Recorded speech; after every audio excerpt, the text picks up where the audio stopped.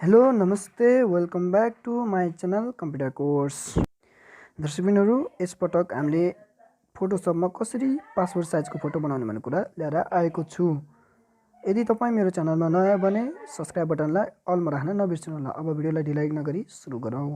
अनि स्टार्ट बटनमा adobe Photoshop open गर्नुहोस्। त्यसपछि कन्ट्रोल ओ प्रेस गरेर जुन फोटोलाई पिपी साइजमा बनाउने हो अथवा पासपोर्ट साइजमा बनाउने त्यो फोटो चाहिँ तपाईँले सिलेक्ट गरेर ओपन गर्नुहोस्।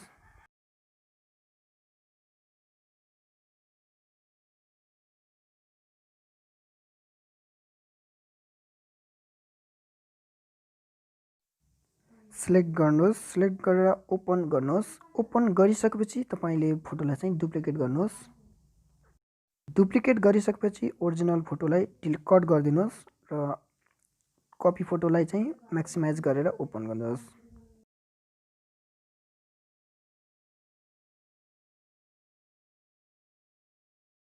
गरिसकेपछि तपाईँले क्रोप टुलबाट चाहिँ तपाईँले जति भाग चाहिएको त्यति भाग चाहिँ तपाईँले लिन सक्नुहुन्छ, बाँकी चाहिँ तपाईँले फाल्न सक्नुहुन्छ। सकेपछि तपाईँले इन्टर प्रेस गर्न सक्नुहुन्छ। इन्टर प्रेस गरेपछि लेयर झिक्नलाई F7 प्रेस गरेर तपाईँले लेयरलाई चाहिँ लकमा लागेको चाहिँ डबल प्रेस गरेर ओके बटनमा क्लिक गरेर तपाईँले लेयर चाहिँ जिरो गराउन सक्नुहुन्छ। त्यसपछि तपाईँ एडिटमा गएर चाहिँ फ्री ट्रान्सफर्मेसन गरेर ट्रान्सफर्म गरेर तपाईँले ग्याप चाहिँ बढाउन सक्नुहुन्छ। तपाईँले पासपोर्ट साइज निकाल्दाखेरि फोटोमा चाहिँ ग्यापहरू हुन्छ, त्यो चाहिँ तपाईँले यसबाट मिलाउन सक्नुहुन्छ। त्यसपछि कन्ट्रोल टीबाट पनि तपाईँले गर्न सक्नुहुन्छ र इन्टर गर्नुहोस्। इन्टर गरेपछि फेरि एडिटमा गएर तपाईँको स्टकमा जानुहोस्। स्टकमा गएपछि कलरमा चाहिँ तपाईँले जुन कलर तपाईँको आउटलाइनमा राख्ने हो त्यो चाहिँ तपाईँले सिलेक्ट गर्न सक्नुहुन्छ।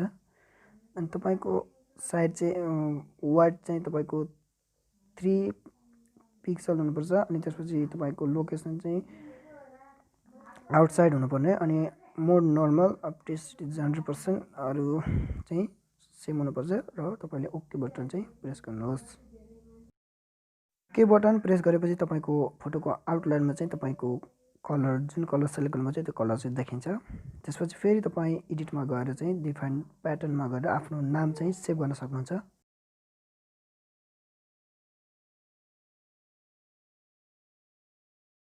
तपाईँको डिफाइन प्याटर्न भइसकेपछि अब चाहिँ हाम्रो पाले रहेको छ कन्ट्रोल एन प्रेस गरेर न्यू पेज चाहिँ तपाईँले झिक्न सक्नुहुन्छ। लेयरको काम छैन त्यसैले हटाइदिए कन्ट्रोल एन प्रेस गरेर तपाईँले झिक्न सक्नुहुन्छ। त्यसपछि तपाईँको प्रेजेन्ट साइज चाहिँ तपाईँको कस्टमै हुनुपर्ने हुन्छ।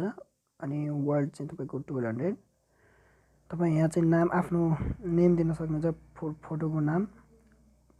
त्यसपछि वर्ड चाहिँ तपाईँको 1200 अनि हाइट 800, रिजोल्युसन 200 हुनुपर्छ। मोड चाहिँ RGB हुनुपर्छ, पिक्जलमै हुनुपर्छ। साइज वर्ड पछाडिको चाहिँ इन्चमा हुनुपर्छ, एक्जेल इन्चमा हुनुपर्छ। त्यसपछि तपाईँ ओके प्रेस गर्नुहोस्, नयाँ पेज ओपन हुन्छ। ओपन भइसकेपछि तपाईँले चाहिँ एडिटमा गएर फिल अप्सन हुन्छ। फिलमा गएपछि तपाईँको प्याटर्न चाहिँ तपाईँ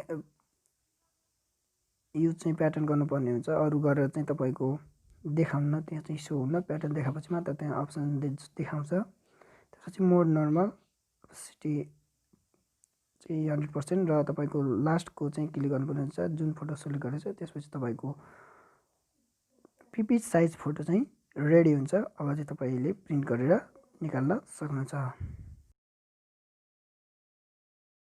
तपाईँले यसलाई सेभ गर्नको लागि कन्ट्रोल एस प्रेस गर्न सक्नुहुन्छ।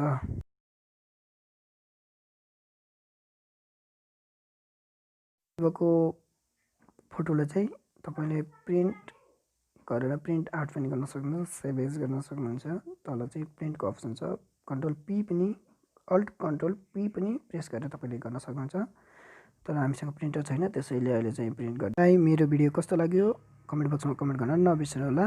धन्यवाद।